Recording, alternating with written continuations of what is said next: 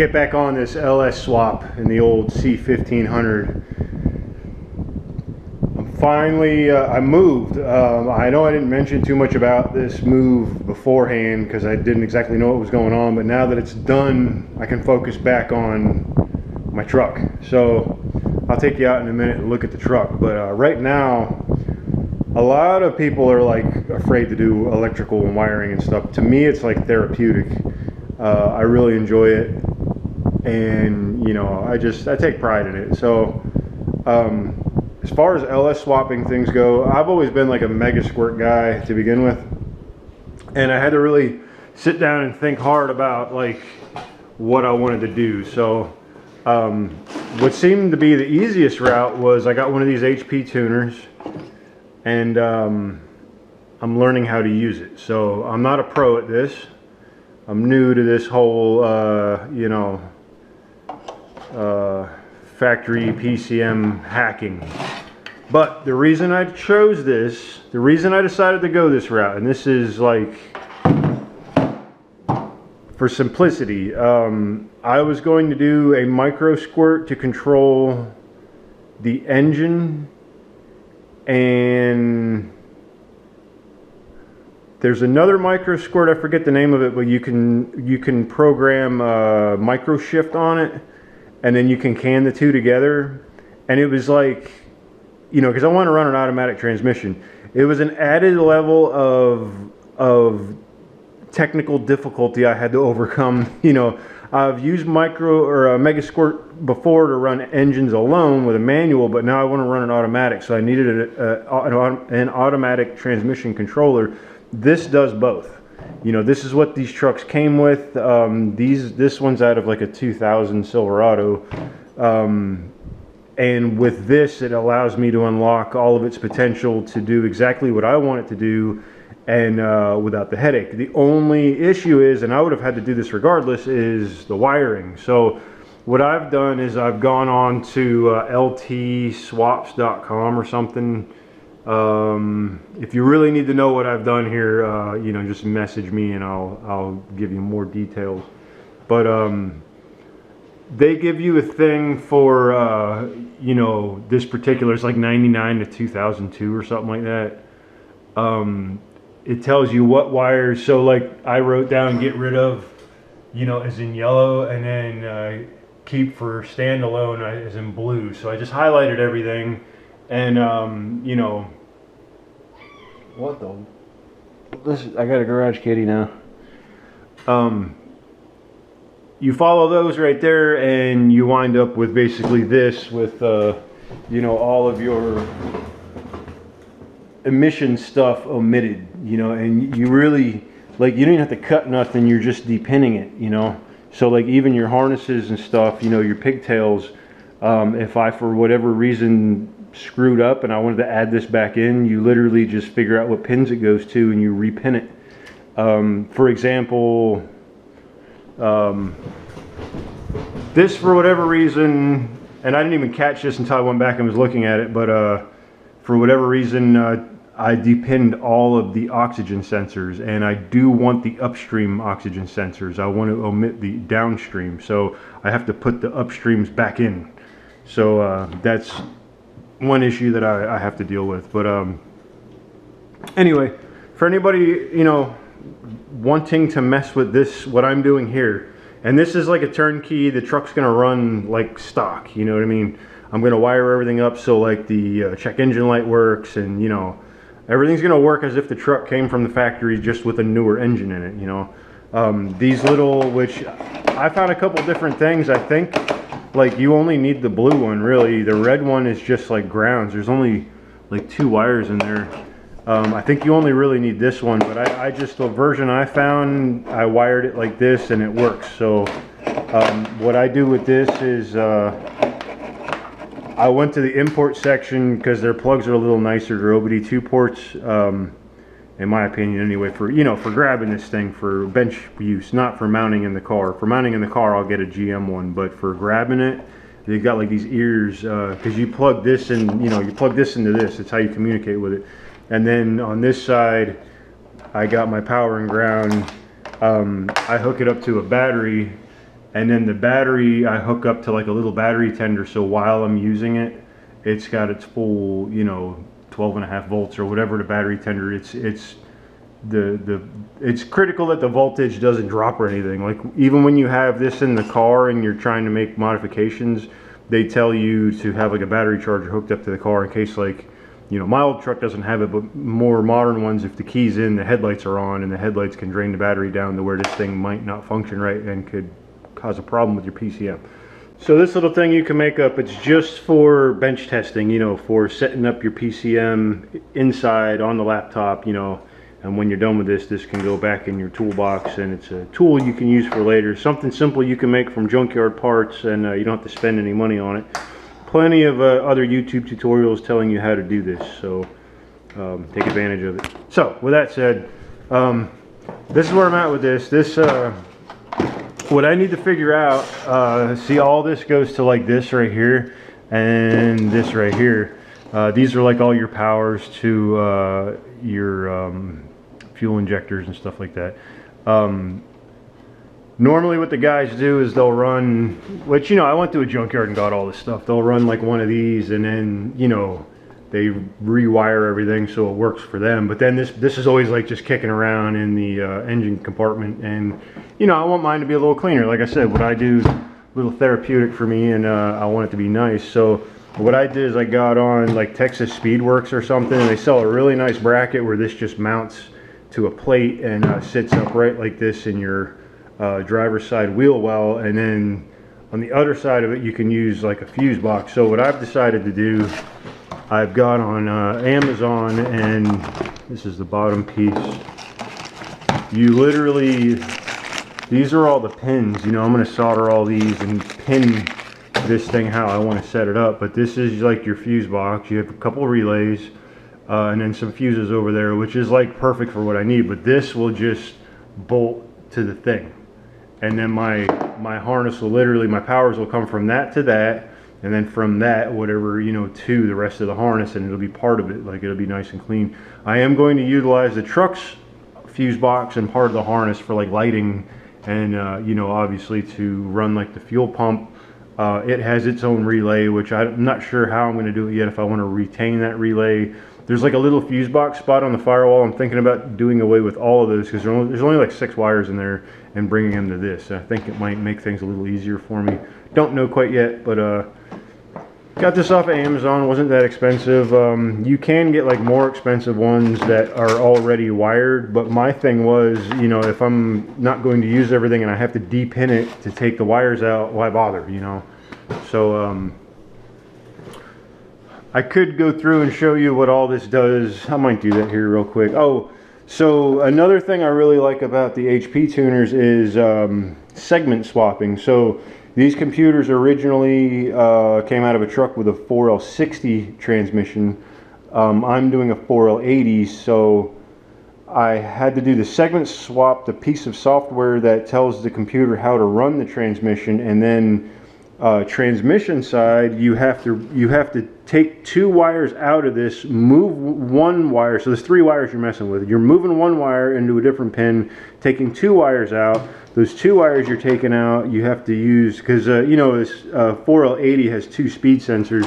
One speed sensor is here, the other one is here. You have to wire it in yourself, and then on this end you have to move some pins around to work with the computer. But the computer is like already wired inside, you know, to work with it. You just have to repin a few things and add some wires in, and it'll work with the 4L80. So this isn't like a direct swap, you know, but it's just takes a little bit of time in manipulating some things. But if you were to imagine, this is like the left side of the engine, or right side of the engine, left side of the engine, you know, and then this is going back to the transmission. This right here is going to get loomed. This goes down. This is the oil pressure sending unit, goes in the back of the engine. Your cam angle sensor, right? Then this goes down to the transmission itself. So these, and this one I hate it, but it got cut off. But these are your, you know, your park reverse neutral drive 1 and 2, you know, your safety switch, whatever the heck it's called. One of your speed sensors, and be adding another speed sensor, and this goes in to plug into the thing. that's it. So that's part of that. Up here is this bank of the engine, your fuel injectors and your coil packs. This goes to the top of the engine. So I think this is your map sensor. What did these go to here? Oh, this long one goes up around. Oh, this is coolant temperature sensor. That goes on the side of the head. This goes all the way around the front of the engine, which I might change this. This goes to the crank angle sensor that's down by the starter. The way this originally ran, it goes down around the bottom of the engine. I might just come around the back and just sneak in so I don't have this wire, you know, because it also tied in with, like, this truck was four-wheel drive, so it tied in with all the four-wheel drive stuff and everything else. But this is the other side of the engine, or the top side of the engine, your spark plugs and your fuel injectors. This went on top for throttle position sensor, air idle control valve, and what was that one for? I can't remember. Some of this stuff I have to still go through because as I cut things out of what went to the fuse box, they'll just fall out. Like I was over here, so part of tuning these, this one goes to the mass airflow sensor. Well, I've depinned everything else for the mass airflow sensor. The reason they tell you to keep it is because of the intake air temperature sensor is in the mass airflow sensor. So what I have to find out is, can I use the older style airflow manifold, air temperature sensor, air intake temperature sensor in the manifold, because I'm running that sheet metal intake manifold, and do away with this and get rid of it. I think this one went to like the windshield wiper washer bottle, because this went over on that fender well and then came up to where the air box would be and all that. So I still have to go through that, but like I said, coming through here, I would have had two more for the oxygen sensors. So for those that are interested in that, that's what all that is. These I have to refine because, like, these plugs that go to the ignition coils, I'm hardwiring all this. I'm doing away with this convenient thing because, you know, the way they came from, you know, on the engine, this was cut off of a, you know, a junkyard truck, but they plug in here and then you just take off like 3 bolts and you can remove the entire coil pack assembly. You'll see my valve covers, the coil packs bolt directly to the valve covers. I did away with that bracket, so I'm rewiring all this just to make it look nice, you know, so all aesthetically pleasing. But anyway, that's what I got going on in here. I'm gonna take this back out to the truck because I don't quite need this here.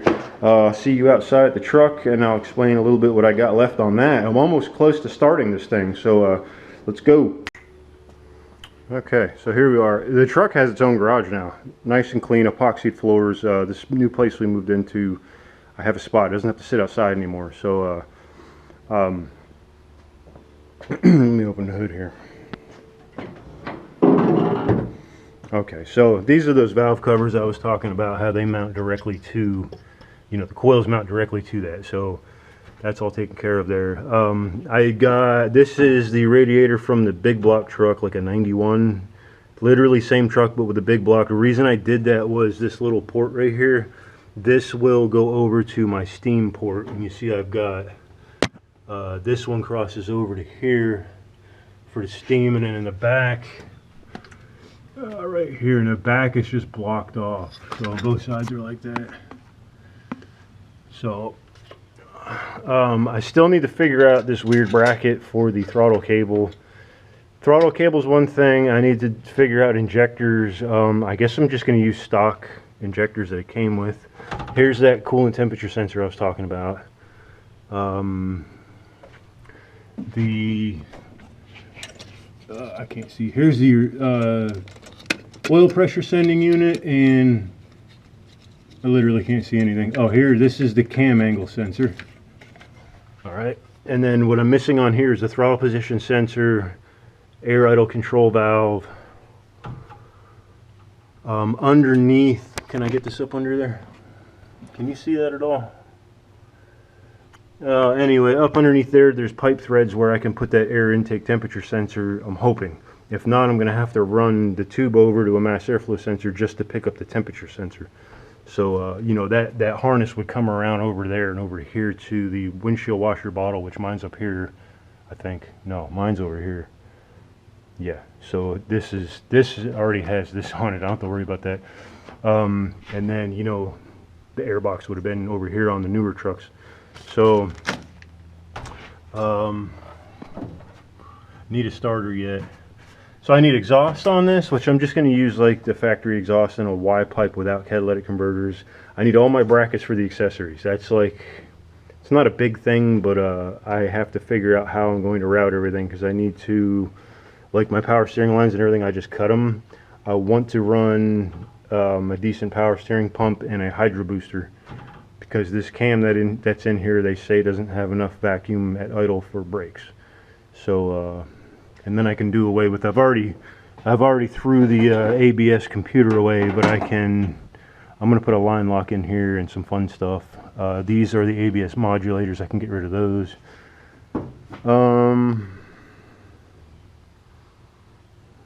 Almost there.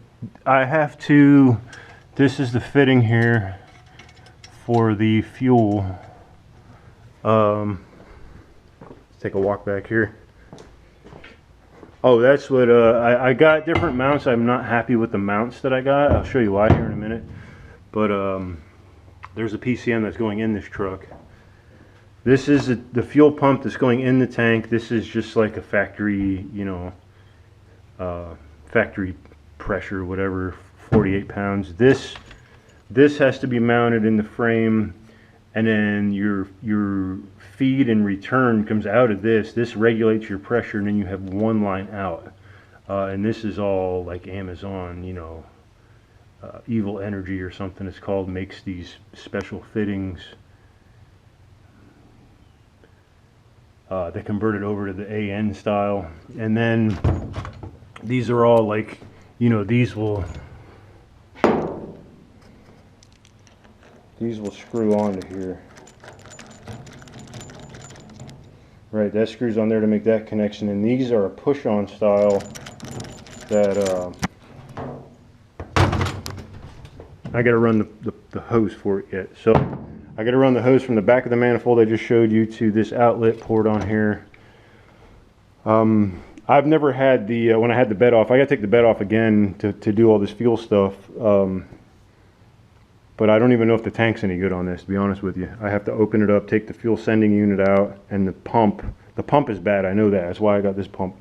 But I have to see if that pump's any, or not, yeah, I have to see if the pump's any good. I have to change the pump out, see if the tank's any good, maybe drain the tank, definitely put fresh fuel in it, because this truck's been sitting forever, and then finish running the fuel. And yeah, I'll show you why I want to change. These are specifically made for, you know, early clam shell style mounts for these swaps. The ones that I got are, you know, it's this aluminum bracket here, and then you bolt the original one onto here, which is fine and dandy. For like this side, I managed to get the bolt in, but for whatever reason on this side, it's just not, it won't line up. I can't get the bolt in. So, you know, that's kind of a bummer on me, but yeah, anyway, I got to do drive shaft yet, transmission cooler lines, do the wiring. I bought this color red. I wanted to paint the radiator support and the wheel wells red, but I kind of want to get it running first, and I might tear it back down to paint everything, because like I kind of wanted to paint the frame up here, you know, just make it look decent. Like if I open the hood to show somebody and you see all this rust, you know, it's like ugh. But that's where we're at. Hopefully I can make a video soon about, you know, starting to wire it. That PCM bracket that I got is going to go right here, and it'll mount like right here. So that harness will come around almost like the factory one mounts like here. So, but then it goes up to the fuse box will be here. It's going to come off of here. The fuse box is going to be next to it, and then I can just go right around to the rest of the engine. So anyway, anything else I did to the truck? Tinted all of the windows. This is 2.5 back here, 5% here, 5% up here, and then I never did learn how to tint a windshield, but I'm learning on this. If I don't figure it out, no big deal. Let me take you inside the truck, show you how dark this is.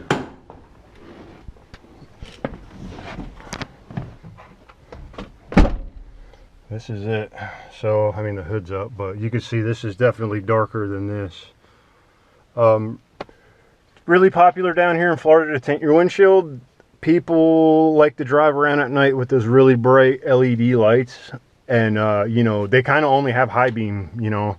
So when you tint your windshield, you basically just drive around with bright ass LED lights, and nobody minds because their windows are tinted. With the windows tinted, believe it or not, in the middle of the night, like when you have LEDs and someone's coming on, like it doesn't impede your visibility at all. Like you would think they're just going to blind the crap out of you, but with the tinted windshield, there's something about the tinted windshield that makes your visibility like increase. You can see more, you know, although the guy coming on, like it's not, you know, when a car's coming and the light's so bright, it just has such a glare to where you can't bear to look at it, you know. Well, not that you would stare into their headlights, but like just looking at your windshield periods, like you almost have to slow down and look over here like, oh my God. But with the tinted windshield at night with those LEDs and all that, you don't even like, yeah, you see the lights, but it doesn't bother you. You don't have that glare, you know, that eye piercing, you know, like it's gonna, it causes you actual pain to your eye, you know what I mean? With this setup, you don't have that pain, you know, you can see without it bothering you. It's like almost like daylight at that point. I know it doesn't really sound like it's feasible, but trust me. The only thing that sucks about like having the really dark like back windows and stuff is you know, and when it's actually night out, you can't really see to back up, at least me anyway. I'm getting old, so.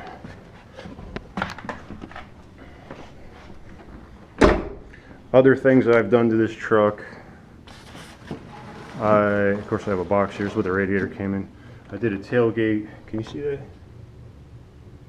Tailgate flip, handle flip kit that allows me to, you know, shave this, which is, like I said, I've got the body paint. I'm going to paint that, and then I also have the roll paint. So, and I'm going to leave the factory taillights. I like them. I like the red. The red on red, it makes it look like they're not even there. So that's it for now. Hopefully I'll get the bracket and I can start wiring stuff on this, and you know, maybe in a month or two actually hear this thing crank over and run. That would be awesome. I'm going to leave it to my viewers to remind me I don't have any engine oil in this. Let me know later on. If it blows up, it's your fault. See ya.